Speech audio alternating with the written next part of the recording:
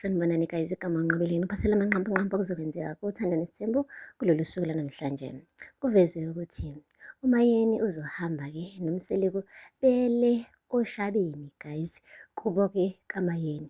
Ushilo kuMayeni ukuthi hhayi usekhaya-ke manje le kwayeni, kanti-ke uhambe noMseleku. Bathe sebehleli-ke ndawonye kubraywe inyama, kumnandi kuphekiwe kunjaya. Ebese-ke udadewabo-ke kaMayeni ambuza uMseleku ukuthi hayi bo, ngoba udadewethu kwakumele abe number 1, kwenzeka la ini vele?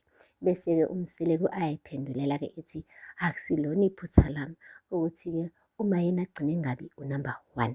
Siyakhumbula-ke guys ukuthi-ke ngokomthetho vele uyena uMayeni owafika kuqala kulesi sithembu, kodwa kwathi mase sekuthiwa kuzoba nesithembu wabaleka uNtombo nengane yakhe-ke le ncane kuwumpumelelo back then, wayoyihlalela kubo-ke. Wazi uMseleku-ke walanda uMacele owagcina eseshadwa kuqala, kanti usazobuya umambana lo abese-ke ebo-wife number 2. Kushuthi-ke umndeni wakho usakukhwelezela lokho ukuthi kahle kahle uyena okufuze ngabe-ke uNdlunkulu laphaya kulesi thembu sikaMseleku. Akupheli-ke lapho, ukuphinde kwavezwa-ke ukuthi-ke uma ngabe nawe uzohamba eye kubo eyokhuluma nodadewabo, amtshele ukuthi-ke umuntu wesifazane akufuze engabe uhlukunyezwa-ke umuntu wesilisa emshadweni. Useyamtshela-ke udadewabo ukuthi lalela Ntombo, ibanjwa kunzima. Umuntu wesifazane ubamba ummese la ubukhali ngakhona, bekezela. Ebese ethi I am sorry, kusho uma ngabe mina soze ngabekezela, never. Akupheli-ke lapho, kuphinde kwavezwa-ke ukuthi uMseleku uzophinda ahlangane-ke namakhosikazi akhe wonke, esho ukuthi hhayi mina njengendoda hhayi ngilithwele idombolo, impela nginenkinga enkulu. Kodwa ngenxa yokuthi kusuke kuyiculo kaHleza licula lelo, umanenje wathi uma ngabe oh Nkosi yami, like usekhathele ukuzwa leli culo bakithi.